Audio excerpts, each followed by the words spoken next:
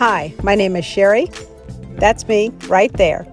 I'm the creator of Naturalife soap, body products, resin crafts, and gift baskets. Welcome to my channel, and if this isn't your first video, then welcome back.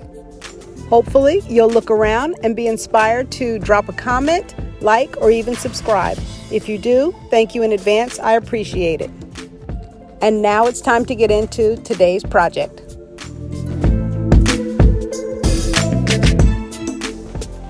Today's project is a lunar moon phase for my grandson's room, and I got this moon mold off of Amazon, and then I also got my resin from Amazon. I use one that I can mix 1-to-1. That's my favorite kind of resin to use. What you see here, I'm just using some tape to make sure there's no loose hairs or fibers or anything that will get caught in my resin, and then as soon as I'm done this, I'm ready to mix. Like I said, I like to use resin that is 1-to-1, so equal parts by volume. I've already measured out and put those into this cup, and now I'm going to stir those together for about 3 to 4 minutes, but stir gently so I don't whip too many bubbles into the resin. And after that's mixed well, I like to let it sit for about 5 or 6 minutes to allow the bubbles to rise to the top, and I use a heat gun to gently blow some of those out. The base of the moon is going to pretty much be white. I'm using Craft Smart acrylic paint here, but you can use any kind of acrylic paint. You can even get it at the dollar store. I only start out with a little bit of paint at a time, and I mix that and then check it to see that it's thick enough for me, that it's got the right opacity. And then I'm adding in a little bit of silver mica and a little bit also of silver glitter because, like I said, it is a moon. I want it to have a little bit of shimmer to it. This glitter I just happened to get at Micas, but you can get it at any craft store. I'm also using just one color. This is called Pewter. It's by Dibble Dabble, and I like them. They're also on Amazon. I use them for all my resin crafts. No worries though, if you miss a brand, I am going to put them in the description box below. And now it's all ready to pour.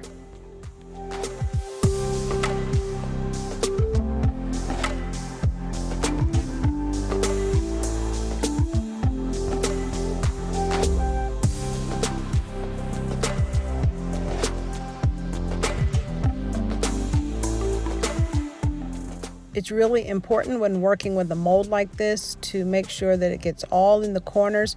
You want the corners of the moon to be really sharp. So go ahead and tilt it and roll it around and make sure that that resin goes all the way to the ends of the mold.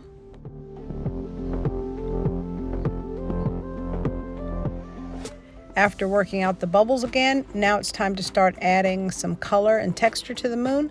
And that's where the pewter colored mica comes in. I'm going to mix up 2 different batches, one a little lighter gray and one a little darker gray. Again, I'm only using one color.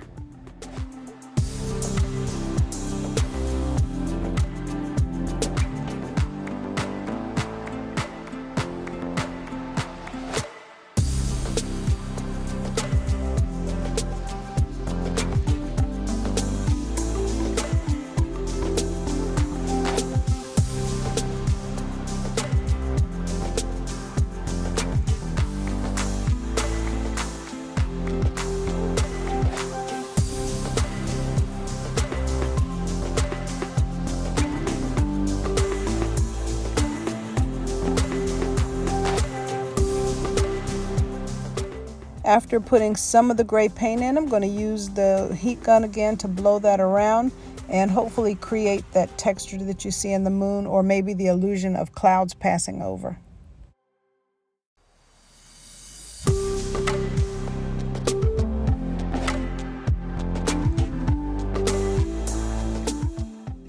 I'm going to repeat that process just using the other color gray now.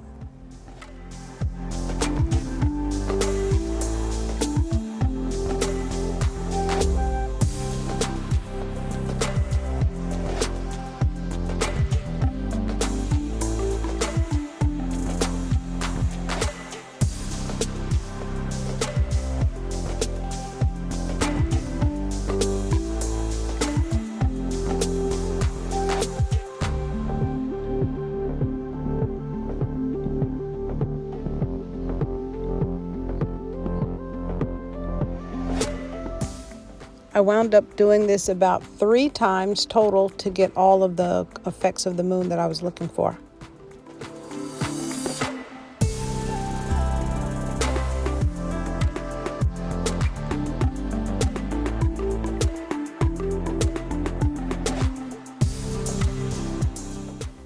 Once I was completely happy with the way the moon was colored, I covered this with a tent of aluminum foil, being really careful not to let the foil touch the resin or it'll get stuck.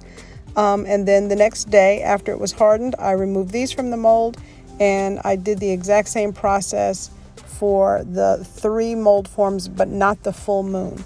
And that created the full moon and then all of the crescents around it. And it's almost done.